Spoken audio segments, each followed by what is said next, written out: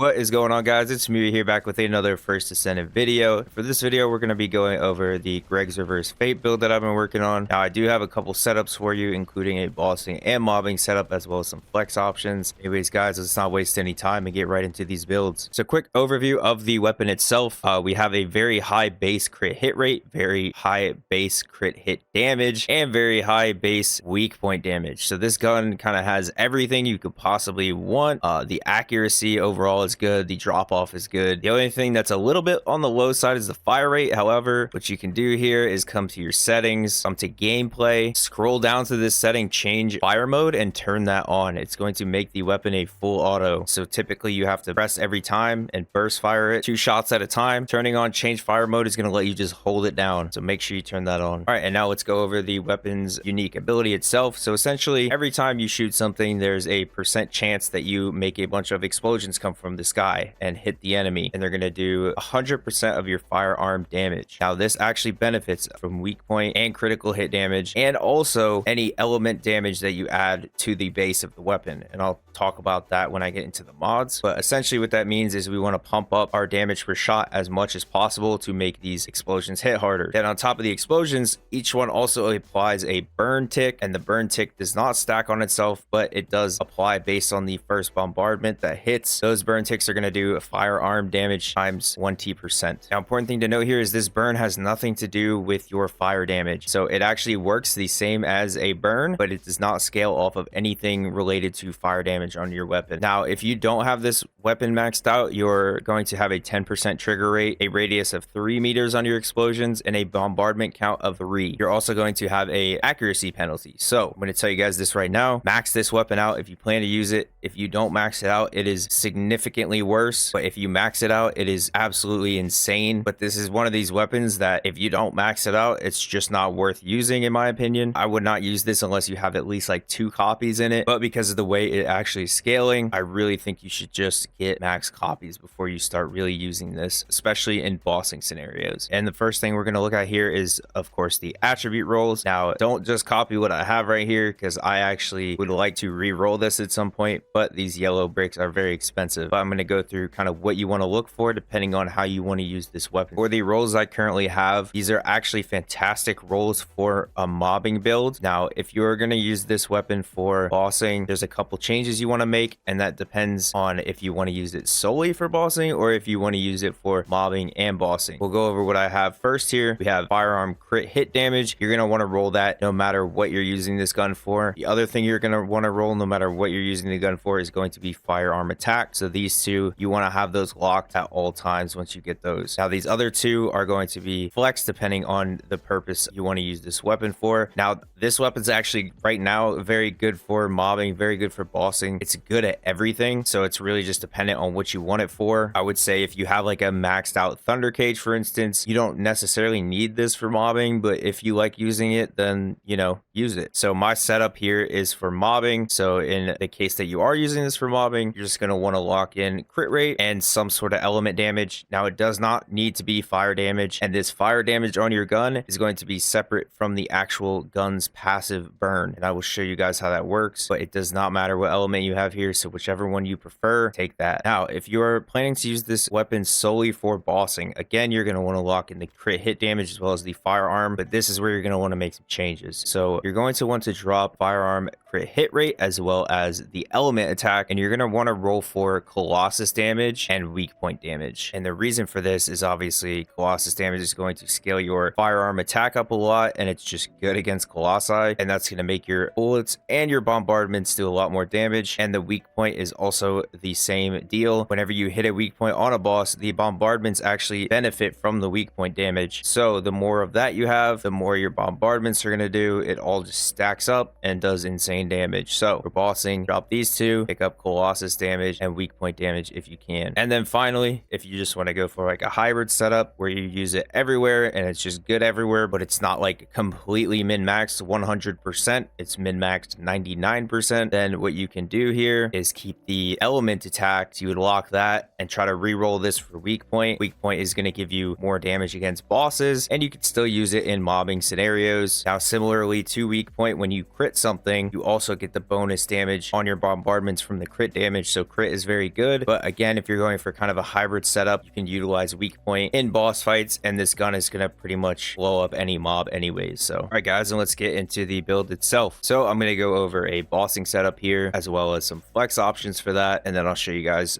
the couple things that I changed for the mobbing setup. Console players, I did keep you guys in mind. So again, this gun has great crit damage, great weak point, so we definitely want to make sure we get all of those into our build. The other thing we know about it is that it applies a burn every time we hit something with a bombardment, and like I said before, that burn does count as a burn towards what we're going to be using here, which is fire conductor, but it does not scale off of fire damage, and it is separate from if you were to apply a burn with your weapon. The other thing we know is the unique ability scales off of our firearm attack times 100. However, that essentially means whatever our bullet hits for is how much the ability is going to hit for. Now, this was something similar that was on the Thunder Cage prior to it getting adjusted, where the wording was very similar, and the Thunder Cage was benefiting off of weak point and crit damage. They did change that, but they also buffed the damage of the unique passive to, I think, like 200% firearm attack. Something important to keep in mind is they may make similar adjustments to the Greg's Reverse Fate. However, I don't think they are going to move it to a point where it is bad. I think this gun is going to be really strong for a really long time. So we have our typical base mods here. Again, rifling, reinforcement, action, and reaction. Those are kind of your staple two that you pretty much put on everything. And of course, we're also putting on fire rate for that base damage up. And it does work great on this gun because, again, if you turn that option on that I showed you, you can just hold it down and it's going to fire really fast. And of course, we're taking our typical 3 crit mods. So we're going to take better insight here, better concentration, and concentration priority. Now, concentration priority is not as good on special rounds as general, but because our base crit hit damage modifier is 2 times, this is going to give us 94% crit damage, so we definitely want to still take this. The reload time modifier, you can't really feel it too much on this gun. And then because this is our bossing setup, we're definitely going to want to stack up the weak point damage because our modifier is so high. So definitely want to make sure to take weak point sight here and then have aiming as well for the most damage. Now for this mod here, you may be wondering why toxic enhancement. Well, the reason is simply because that is the polarity that came with the weapon. You want some kind of element to basically stack your base firearm attack up, and that's going to make your bombardments actually hit harder. Even though it's a toxic damage type in this instance, it actually still scales the bombardment damage. Whatever your weapon is hitting for, the bombardment is going to hit for that much too. Now in the case that they were to maybe change this weapon to work more like the Thunder Cage, then this may become something where you want insight focus, but in this case we definitely want toxic enhancement. And even if they were to make that change, any sort of element enhancement is still going to be really good. Now for our last mod, we're going to be taking fire conductor. This is going to give us 26% extra firearm attack on pretty much everything, and once we get that first proc of burn, every time we hit those bombardments, they're going to be doing 26% more damage on top of our shots doing 26% more damage. So while the percentage doesn't seem that high, it's applying to literally everything the gun does, so it ends up being a ton of damage. There is one alternative option here that I would recommend if you don't like how fire conductor works, but it's so incredibly consistent that I think it is the absolute best option here. Spray and pray would not be a bad choice either. It's going to let you just shoot more, get more bombardments. You're going to be critting all the time. This cooldown goes to 15 seconds, so you'll get that proc every 1 or 2 clips and get an extra 3 seconds of shooting, which can be very good as well. All right, and now let's get into a couple flex options here. Now these are options to make the guns control better.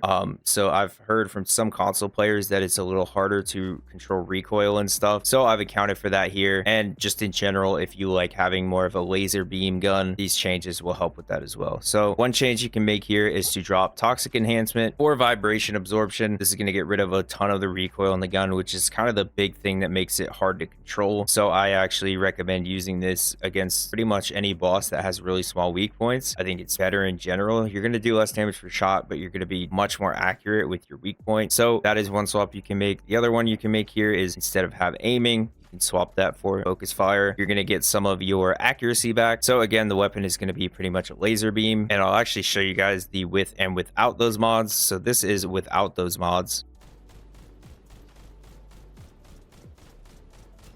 This is with more accuracy and much less recoil. You can see the gun still goes up a lot, but not nearly as much, so it is much easier to control. Now, if you are a infinite ammo Gley player and you want to use this build, there is some changes that you can make to squeak out some more damage. So the first thing you want to do is just drop Fire Conductor altogether and throw on Insight Focus. The other change you're going to want to make is drop Have Aiming and throw on Mental Focus. Now, obviously this isn't ideal, so if you want to recatalyze the weapon as well to get even more damage, if you're just using this for Gley, for instance, then what you can do is drop this polarity here and change it to Malachite, which is the 3 bars, and then throw Have Aiming back on this build. That's going to give you the most damage, but again, you would have to change the polarity for that. So in this case, I'm just going to be using Insight Focus. All right, and here's a quick lab demo showcase of the damage here.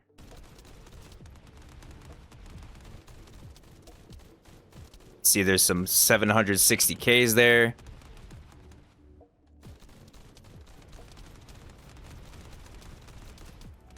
Yeah, a lot of damage, a lot of explosions. And of course, we're going to try the weapon out on the Devourer here.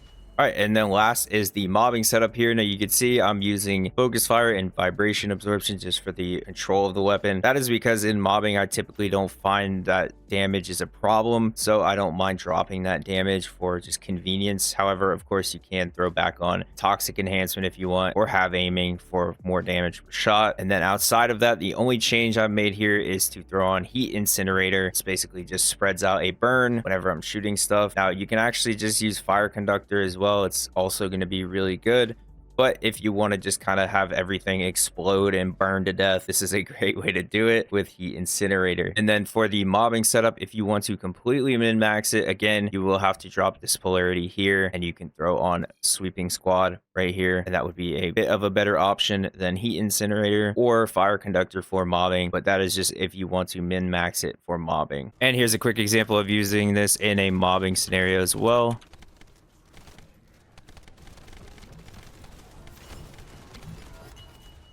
And there's the bombardment proc, and it just wiped everything out.